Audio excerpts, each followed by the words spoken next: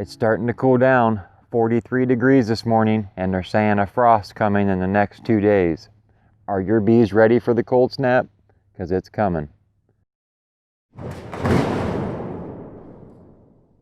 Hello folks, Jason Chrisman, JC's Bees, your Central Ohio beekeeper.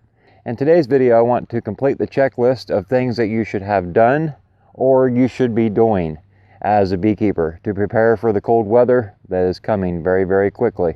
So if you are unsure if your bees are ready, you better stay tuned to this video.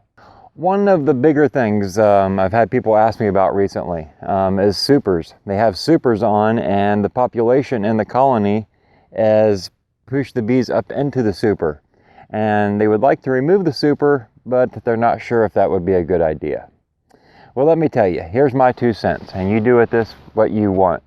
If it were me and the population was that big, I would leave the honey super on.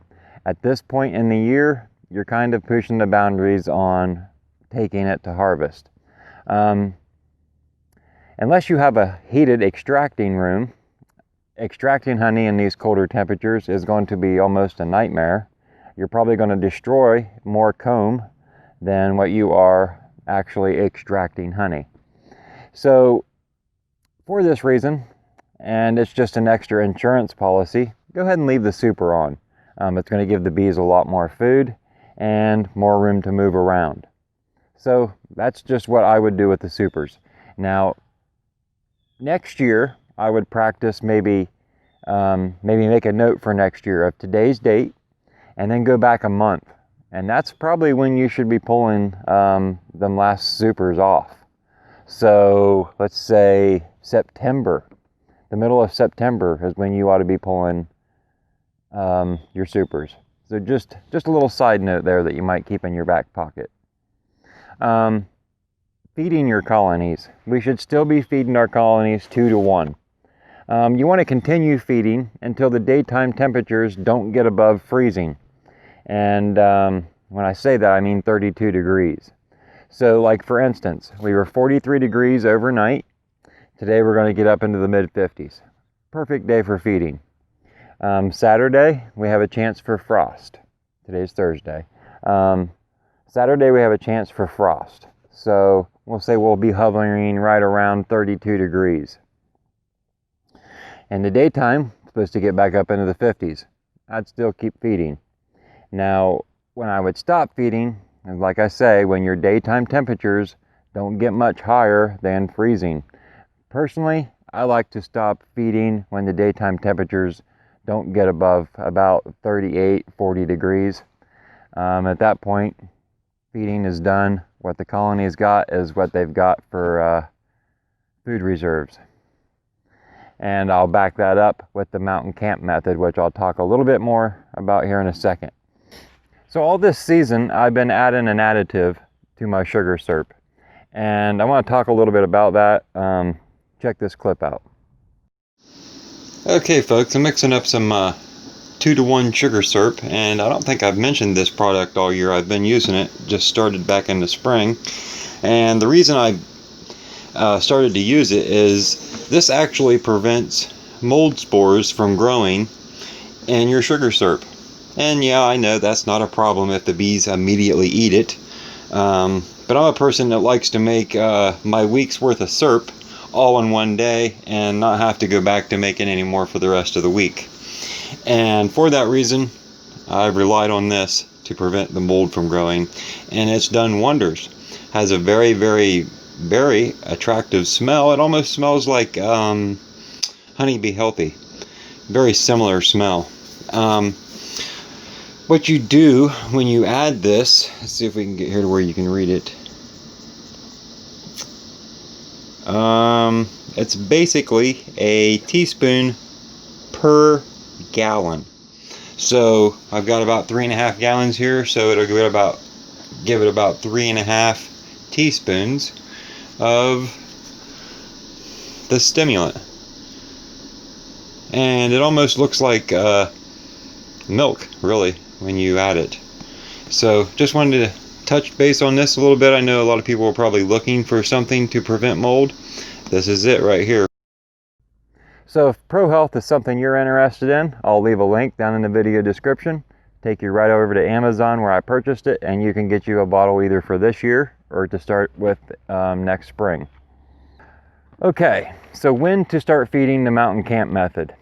Okay, I told you when I stop feeding SERP, or when I suggest that you do.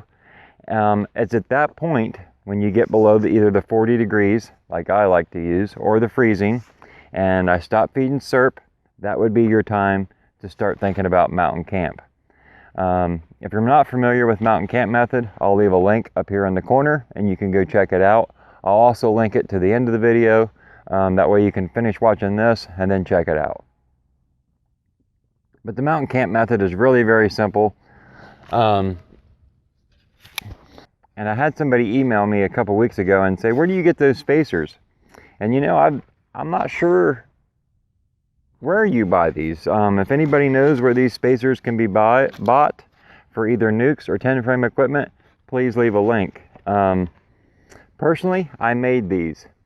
But what I ended up suggesting was they just use a honey super as their spacer. Remove all the frames, and there you've got your empty box to put your dry sugar in. Now, I wouldn't suggest that you use a deep. And the reason for that I wouldn't suggest that is, let's pretend my inner cover's here and my outer cover. Here, let's put it this way. Let's pretend my inner cover's on here and my outer cover. You can see my little notch here. And I'm going to have this little notch facing up, so that any condensation that's rising to the top will go out this hole. Now, if you have a deep box, let's pretend it's this tall, and the little escape hole's here, that moisture is going to have a hard time getting by the sugar and still rising to get out that hole. So the shallower box you can use, the better. If you got access to these shims, yes, I would use these over a super. But a super will work quite effectively. I've used them in the past myself. So yeah, those are some of the things you should be touching on. At this point, the big mite treatment should be done. It isn't a bad idea to go and do some follow-up treatments, maybe some oxalic acid vapor treatments, or maybe you're going to wait till the brood production drops a little bit more and do the dribble method. I'll leave oxalic acid treatment up here. I'll link it, and I'll also link what was the other one I just mentioned? The dribble method, if that's something you're interested in researching. Now the dribble method is very simple to do and costs very little to do. Actually, any of the oxalic acid treatments are relatively cheap. The biggest investment, if you're going to vaporize, is your vaporizer. So that's just where we are, folks. It's starting to cool down. We need to have our bees ready. It's about time to tell the bees goodbye for a few months. And during that time, we're going to have to find other things to keep us busy. And for some of us, that's going to be building equipment and ordering more bees. And in some other news, I had Mr. Thomas Clow reach out to me, and that is the owner of Saracell Beekeeping Supplies in New Zealand. He has some new products he's wanting to send over and wants me to check out, and I'm very interested in checking those out and sharing them with you.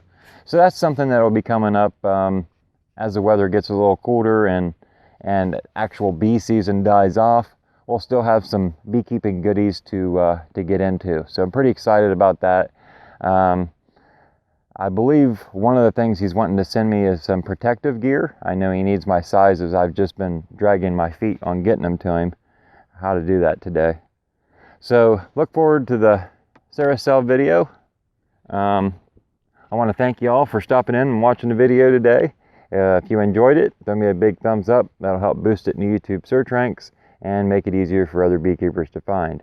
If you have any questions or comments, leave them down below.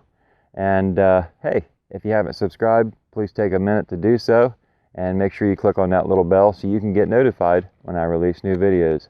Thanks for watching, and we'll see you next week, folks.